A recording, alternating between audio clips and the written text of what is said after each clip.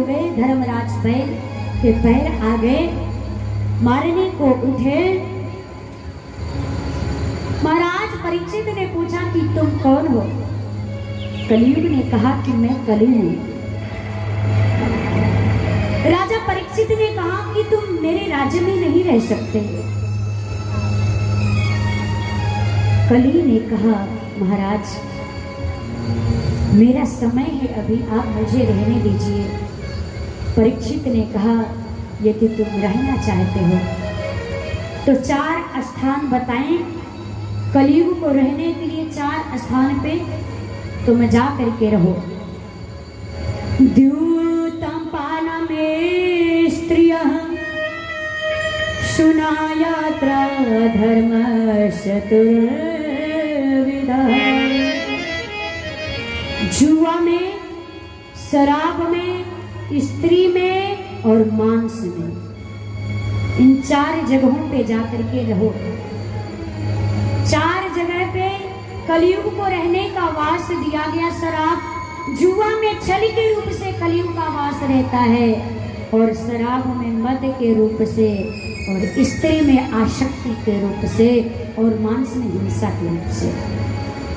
पुनः कली के याचना करने पे राजा परीक्षित ने सोना में वास दिया कि जाओ तुम्हारा वास सोना में होगा। तो कौन सा सोना? जो सोना अधर्म के कमाई से बना हुआ होता है उसमें कलियुग का वास होता है। वो सोना धारण करने से हमारी मति भ्रष्ट हो जाती है। और यदि धर्म से भी बना हुआ सोना हो, उसको भी यदि हम धारण करते हैं तो पहले भगवान को अर्पण कर दीजिए, चढ़ा दीजिए, उसके बाद उसको धारण करिए। तो कलियुग इन 5 स्थानों में रहने लगा।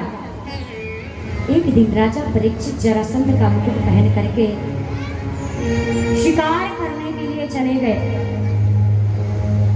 जब शिकार नहीं मिली तो भूख प्यास से व्याकुल हो गए। समीक ऋषि के आश्रम में गए। वहां पे समीक ऋषि आश्रम में तपस्या में बैठे हुए थे। उन्होंने समीक ऋषि से जल मांगा। वो तप को छोड़ करके उठे नहीं।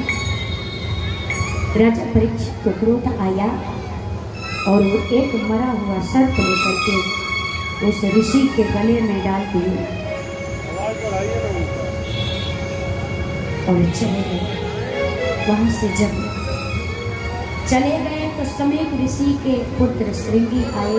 उन्होंने देखा कि मेरे पिता का किसी ने अपमान कर दिया है, तो अंजन में जल लेकर के उन्होंने श्राप दिया कि जिसने भी मेरे पिता का अपमान किया है आज के 7वें दिन तक्षक नाग के दंश से उनकी मृत्यु हो जाए।